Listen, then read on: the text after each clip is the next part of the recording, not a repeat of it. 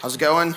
My name is Zaki, co-founder of Sommelier Finance, longtime builder in a Cosmos ecosystem, but been building an Ethereum DeFi app for the last 2 years.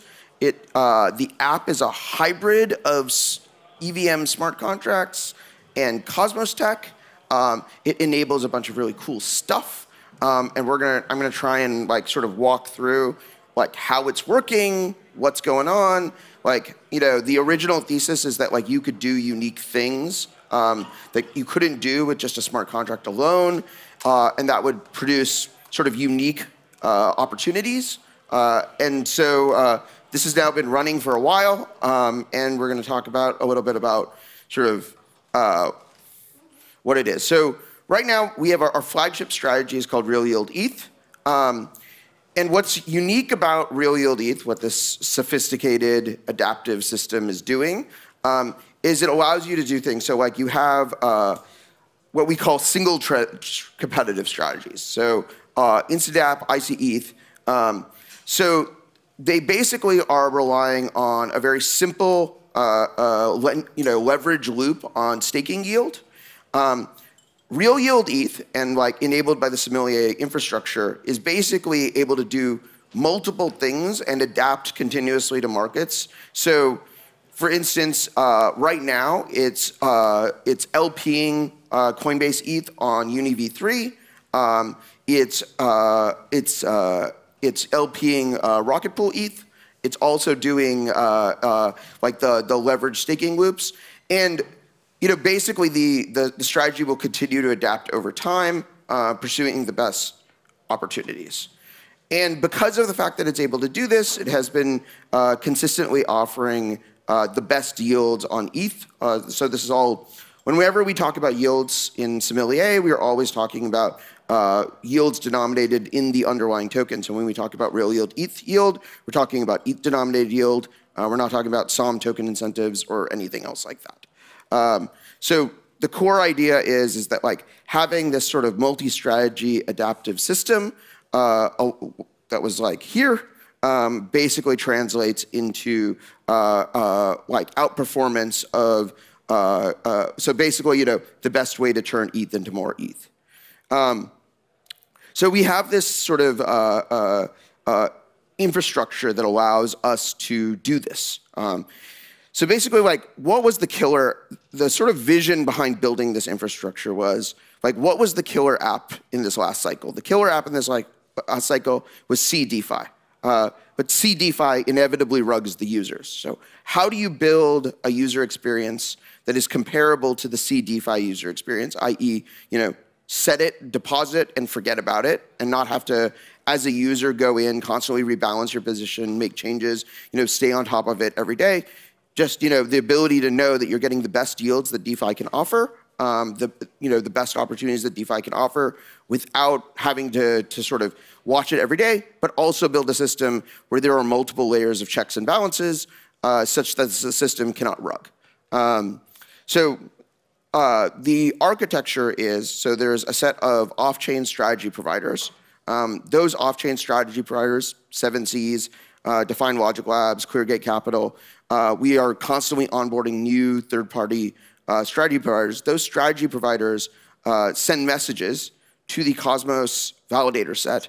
The Cosmos validator set is actually running a Sidecar processor. So depending on if you have a mental model of this, it's you have a Tendermint blockchain, but that Tendermint blockchain has a fixed validator set, or that validator set is decided by stakers. Every one of those are both validating the Tendermint chain, but they are also running this additional process called Steward, and Steward talks to the strategist, and Steward can do things like simulate messages against Tenderlease, simulate messages using Foundry, construct ABI and validate ABI messages, basically making sure that the strategist cannot send a proposed trade to the smart contracts that would, in any way harm users. So you can never, trades are never risk-free, but what we can do is we can restrict the possible space of messages to the smart contract such that sort of absolutely exploitive things are effectively cannot be expressed by the by the strategy provider. So then they come to consensus using the Tendermint chain that this is a sort of acceptable trade according to the system. And then once that consensus is reached, we have a bridge protocol. Right now we have our own bridge. We also are integrating Axelar as a bridging protocol. But you can sort of imagine building the system on any sort of arbitrary bridging protocol.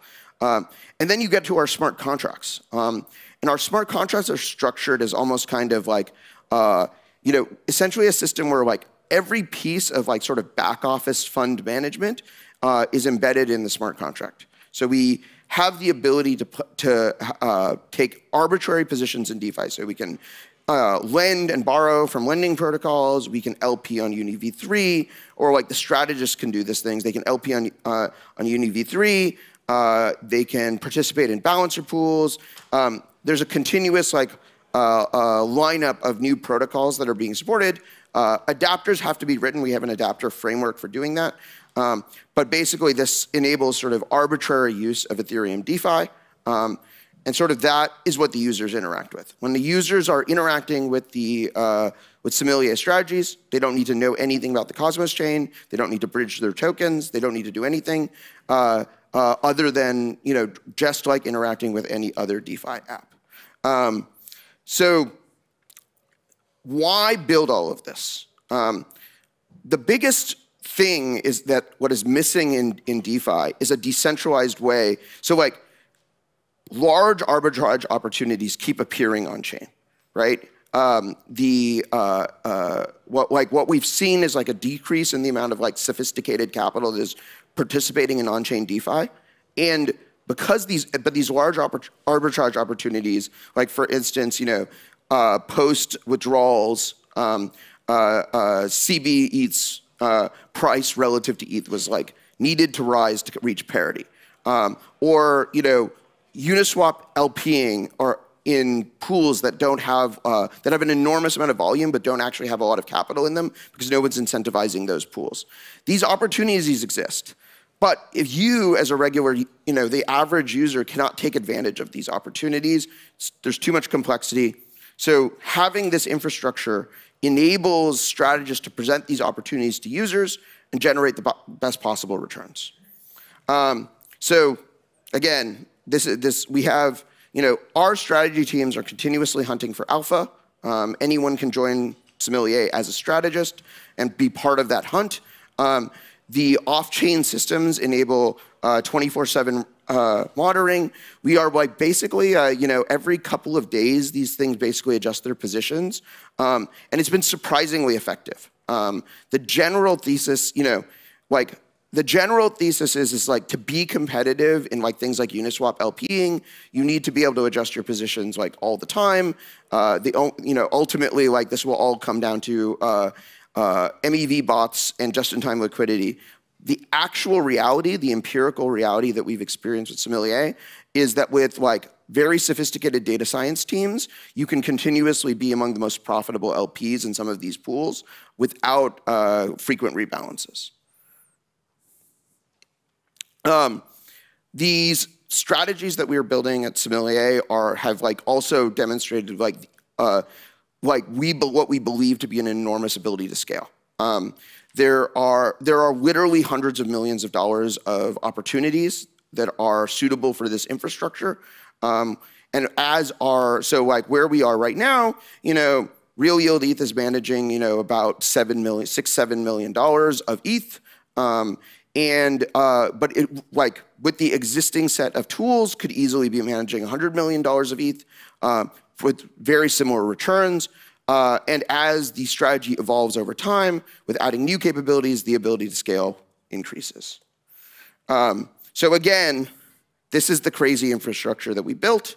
I think it really this idea of having smart contracts augmented by off-chain actors is becoming more and more common.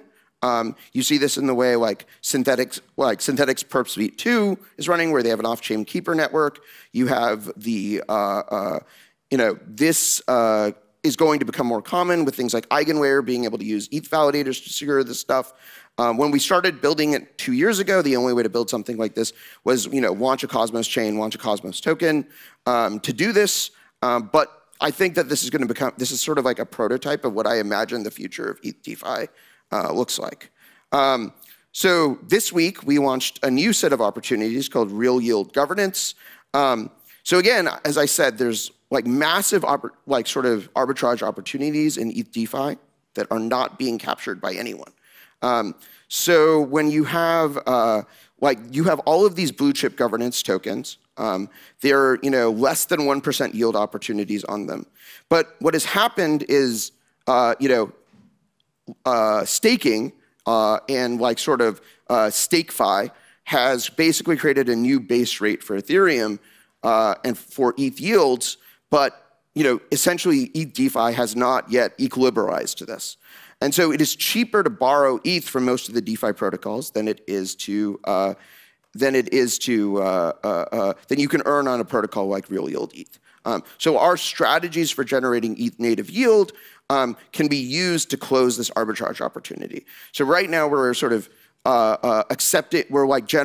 we've launched this new support, so we are able to generate ENS, Link, SNX, Uni denominated yield, and we are going to be launching Bitcoin soon. So basically, this arbitrage opportunity basically is between like a 1 and a 3% net yield depending on the token and LTV ratios that are achievable. And again, large-scale arbitrage opportunity, hundreds of millions of dollars that could possibly be pushed through this. And sort of our unique infrastructure is very well positioned for doing this. Sommelier strategies, we are audited. We work with Macro. They're super great. And yeah, so this is just that's basically a summary of what is Sommelier. Thank you very much. Are there any questions?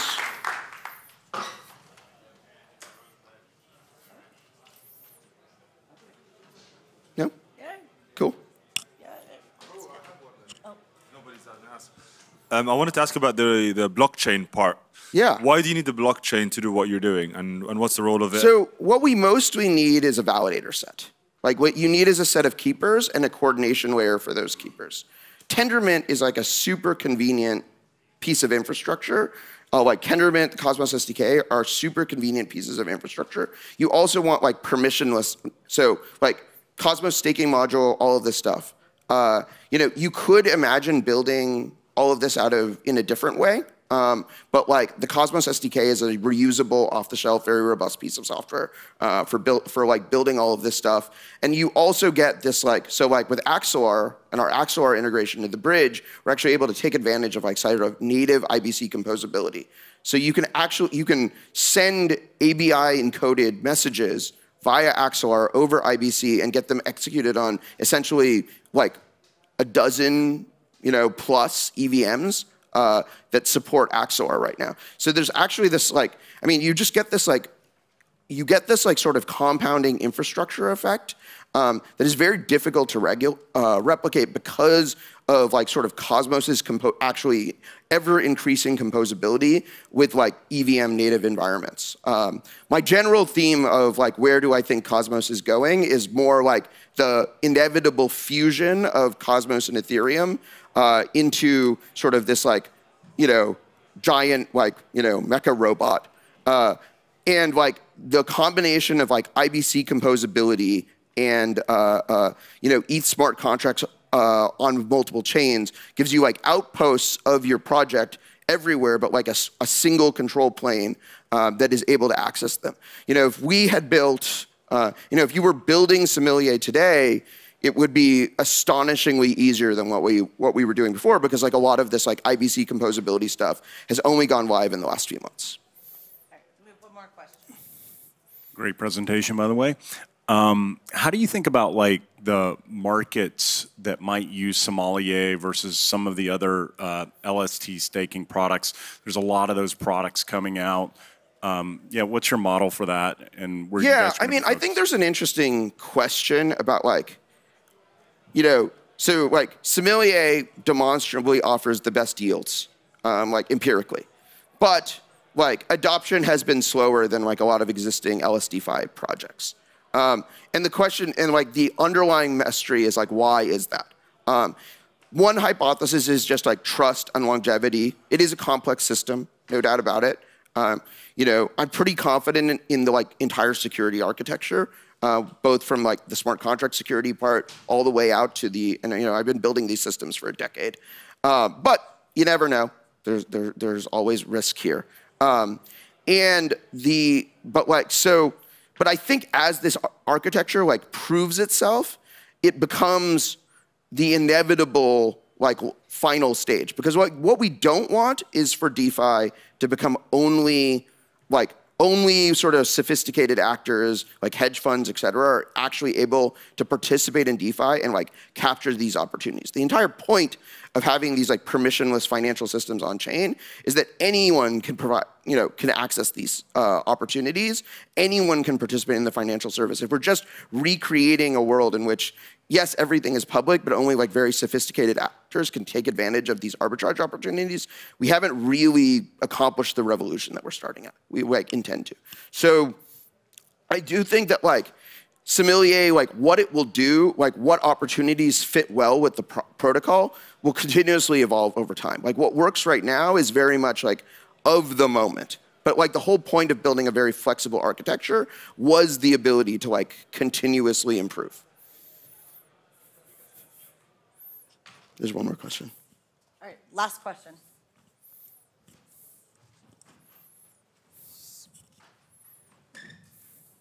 Yeah, thanks for the presentation. And agree on the permissionless and the flexibility and your product has is awesome. But I remember, correct me if I'm wrong, that we're taking a look into your product, the fee structure, like for Sommelier, and create an environment in which if me as a retail investor, like to be profitable enough, I will need to be like, I don't know, like 1 year or at least be like 2 months to be break even. And also if we take into account that the main driver of the good yield, the real yield, and Sommelier provide this last month was because CBF, and it might be difficult to like, I will need to extend the break-even point, right? Yeah, let's talk about, I'll just like quickly break these things down. So one is the fees that the protocol and like the strategists take are all pro rata. So like you are, you know, it's not like you pay upfront or on entry or exit. It's all done pro rata for however long you stay in the strategy. Now, gas has been a challenge. Because of the way the smart contracts works, you constantly have to enumerate the entire sort of pricing structure and like price all of our DeFi positions every time you add and remove liquidity from the vaults. So we're doing something interesting with the governance strategies where we're having this like sow and reap period where we take a position, we're earning yield, and then periodically we have to like take the profits from that yield, buy the underlying, let's say, link token. And during those periods of time, gas costs to enter and exit will be much lower. So like right now, it's like, you know, $5, $6 to enter the governance token strategies. But when they're going to be deployed, it's going to be much more expensive. It'll be like $100 in fees. But then there will be another period to like, our estimate, it's going to be market condition driven, but it'll be about once a month. There'll be this opportunity to like enter and exit the strategies cheaply. And if that works, we might roll out the same mechanism for the rest of our strategies, where we have these periods of time where like we exit the positions and it's like very cheap to enter and exit. Cool. Thank you very much. Thank you.